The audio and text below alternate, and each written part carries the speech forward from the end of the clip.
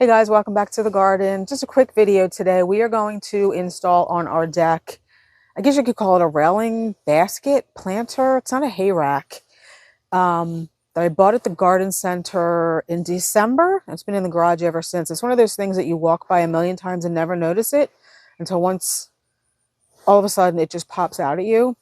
And when I finally noticed it for real, I thought I have the perfect spot for that because I wanted to dress the deck up a little bit. So we're going to get that installed today and planted. And then, so that's been in the garage since December. And then I had the garden center order me a Kindred Spirit Oak. We got 3 of them in. That's been hanging around here for a while too, just living in its container since, I want to say late April, early May. Because I bought it for a specific location, which is where we ended up putting it today, but wasn't sure, kept going back and forth about where we actually wanted to plant it, but we're going to get that in the ground too. So come garden with us. So I think I talked about this in a previous video. I purchased this kind of planter that's meant to hang on probably a wall, but I bought it to go on the outside of our deck here, and these are the plants that I got to go in it. Now these have been in here, or we bought these plants, I think it was July 4th weekend, and then we got really hot, so they were in a garage. So the begonia is no longer blooming, but it's one of those dark leaf begonias with really pretty bright red flowers. And then we have a variegated sweet potato vine here. So it's going to hang on the outside of the deck. I think it just needs, because it's a little bit taller than I thought, this bit up here actually comes up above the deck. We actually need to, and because of the outside of our deck, so see, this is offset. So Rob needs to get like a piece of wood to cross over a couple of these spindles. We do have some of this paint in the basement. We'll paint it. And then we might even need 2 maybe. But anyway, so that's what this is going to get attached to. We'll show you what it's going to look like. So that's kind of what it's going to look like when it's hanging, obviously without Rob's arms. But I think when I originally talked about this, I just feel like our deck needs something here. The boxwood's not going to get real high. You don't have to stand there anymore, Rob. Other than the green pillar, which will get taller. But I just feel like right here, we kind of could use something, also something that doesn't compete with this hay rack. And I don't think, since that one doesn't show up as much, it's not black, it's not going to compete with the hay rack, that it'll just give the deck that little extra something, because I don't think, you know, replacing this deck is not in our budget anytime soon. And I'm not sure replacing the deck is really what I would want to do. If I had an unlimited budget, I would just carry the patio over, but honestly, I don't think that's ever going to happen. So I think that little basket will just kind of give the deck that little extra something so it doesn't look quite so drab. So because this, I guess you call it a basket, is higher than the deck is tall, and the spindles don't align with the mounting brackets on the back of that basket, we're having to cut like a 1 by, what's this, like a 1 by 1, 1 by 2? 1 by 1. 1 by 1, and mount it horizontally across the spindles, so that we have something to mount the basket on. And some of the spindles are not exactly up and down anyway, so they're up and down, they're just not, they're like, they're not all flush with each other. So even mounting the basket directly onto the spindles, if the mounting brackets lined up, it means the basket would not be flush. So we're going to cut this to size, and we're going to paint it the same color as the deck, and we're kind of going to hang the basket. Actually, I'm going to pause this video and go get the basket and have Rob hold it up where we're going to mount it. So hang on for a sec. It's a lot heavier than it looks. Here, I need to. It doesn't have to look perfect. I'm just trying to show the basket. It's kind of going to go evenly spaced in between the 2 boxwoods.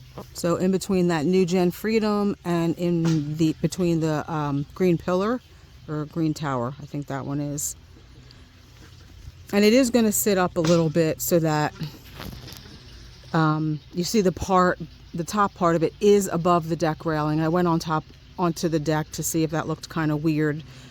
but it doesn't. It looks okay, because if the basket's too low, then it just doesn't look right to me. Like, I don't want it to look like the basket is sitting on the deck, if you know what I mean. So it has to be up high enough to make sense. All right, so Rob's going to go get that cut. We're going to get it mounted, and we'll show you a little bit of what it looks like during the process. So there is the 1x cut now down to size. You can kind of see how it's going to lay. So now we just need to get it painted to match. I don't know how long it's going to take to dry, so we might not get to finish this tonight, but we'll pick up whenever we can. All right, I need to.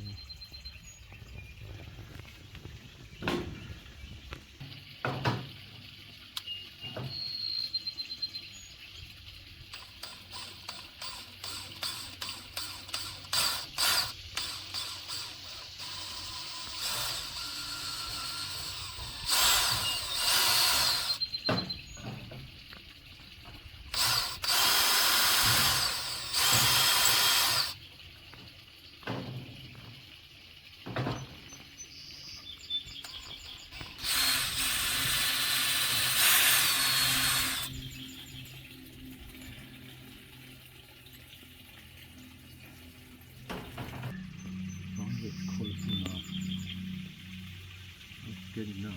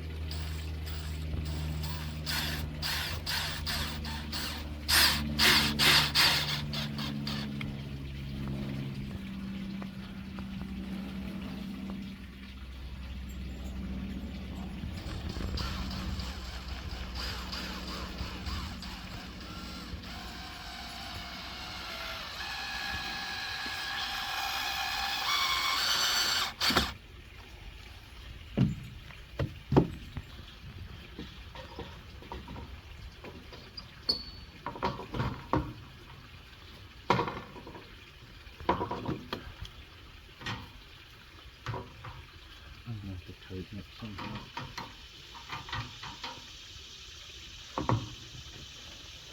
Right.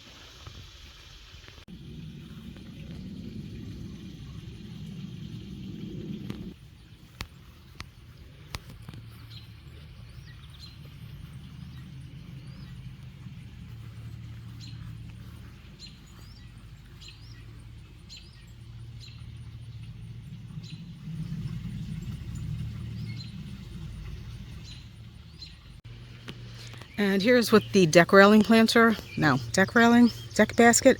I honestly don't know what to call this, but here's what it looks like finished and planted. I just planted those up this morning. I like it. Let me know what you think. The begonia, we've had that on the property, well, in the garage mostly since July 4th weekend because it got really hot. And I knew we weren't going to get it planted right away, but it's finally starting to put on some new blooms. You can see the red up top there. It's one of the dark-leaved begonias with beautiful bright red blooms. And then we also have the variegated sweet potato vine. I like that. It's different than just the regular sweet potato vine. Let me know what you think. Does this kind of dress up this deck? We're also going to get the Kindred Spirit Oak in today. We have had this sitting around. Let's go back and see when I bought it. I feel like it was in May, early May probably. We've been going back and forth with where to put it. I bought it to go here, and then originally we thought it wasn't going to work there. We were going to put it up way at the top of the property up there, but I actually feel like it is a good tree to have here as a sort of break, so that when I'm standing up at our 𝗟𝗶𝗸𝗲 bed, And either I'm up there working or just enjoying the garden, or I'm filming and I turn around, and for me personally, my eye goes right to my neighbor's house. Just kind of right there. You can't see it because of the Rose of Sharon hedge, but we are working on doing a little bit more screening there other than these sugar and spice arborvitae. And the Kindred Spirit gets 30 to 35 feet tall, but only 5 to 6 feet wide. We are putting it quite close to the property line. And then on either side, probably American pillars. Not a lot and not tight. I just want that visual break. And some of the American pillars we'll be using are the 3 we took out of the 𝗟𝗶𝗸𝗲 bed. 3 of them, I think we got, I don't remember, 4 or 5. Maybe from Great Garden Plants. They just were too tiny, were not performing well enough for me. So we pulled them out, replaced them this year. So there's 3 of them here. 1 did get left up in the 𝗟𝗶𝗸𝗲 bed because it was a lot better. So I just repotted them actually this morning. They were in plastic containers. These containers are not huge, but they will give them a little bit more room to put on some roots, so that hopefully in a couple of months we can put them right along the property line here. So those dwarf Alberta spruces are obviously planted by my neighbors, but they are actually on our property. We will put the 3 American pillars on the property line up until the point where my neighbors, well, and our yard kind of starts an incline a little bit. So 3 of them right there, and then I'll probably get 1 or 2 more from work to go to the left of the Kindred Spirit Oak, which will still leave us enough room if we need to drive up there, like between, hopefully you can hear me with that airplane, where the oak is and where the end of the 𝗟𝗶𝗸𝗲 bed is. Because I've said many times, even when I was doing a design on YouTube for this bed, the 𝗟𝗶𝗸𝗲 bed, we don't have a lot of room between the end of the property line and the back of the 𝗟𝗶𝗸𝗲 bed. This is the only way to get to the top of the property, so we do need to leave an open space big enough for maybe a tree truck to drive up there if we need tree work. But I think since the American pillars only get 3 to 5 feet wide, we'll have plenty of room. And again, I just want that visual break. Now again, it's not going to be a complete tight screen, but it will fill in, and it'll probably fill in faster than these sugar and spice. Although they put a little bit of growth on, they are a little bit slower growing. It will fill in kind of like from this last sugar and spice right there to the first American pillar. You can see that up there under the red bud, because right now it's kind of just an open space. So I'm going for a complete visual break from where the dwarf Alberta spruce ends and the 𝗟𝗶𝗸𝗲 bed starts. Despite some recent rainfall in the last month or so, this ground is still dry as a bone. Plus this soil is pretty compacted. It is a berm, but it's really, really dry. So let's check out where the Kindred Spirit ended up. Well, you saw where it was going to be planted, but it is in the ground now. And it will really start to flush out now. The ones that we have at the garden center have been in wood chips, in their containers, but they're in wood chips. And their leaves are much bigger, they're much fuller, because this poor thing has been living through heat waves for the last 3 months. Most of the leaves are small, some of them are big. So I'm anxious to see this fill out once it's in the ground for more than a minute. And I'm also excited to get some other things planted around it, like we talked about. So we didn't really talk to you too much about the Kindred Spirit Oak. It's a cross between an American oak and I think it's a 𝗟𝗏𝗀 bicolor and an English oak. It is a narrow, it's considered fastigiate. The tag says only 5 to 6 feet wide. I have a feeling, I think I've seen on various websites, maybe 10 feet wide, but it's very upright. So the branches are not going to be horizontal. Is that right? They're going to be more vertical, like upright. So I think it's perfect for the edge of a property line. It can be quite tight growing. So if you need a tight privacy screen, maybe 3 or 4 of the Kindred Spirit Oaks would work well for you. I love it up there. I can't wait to get some other things planted around it, like I said. But anyway, thanks for watching and thanks for coming along with us today. Hope you enjoyed. See you in the next one. Bye.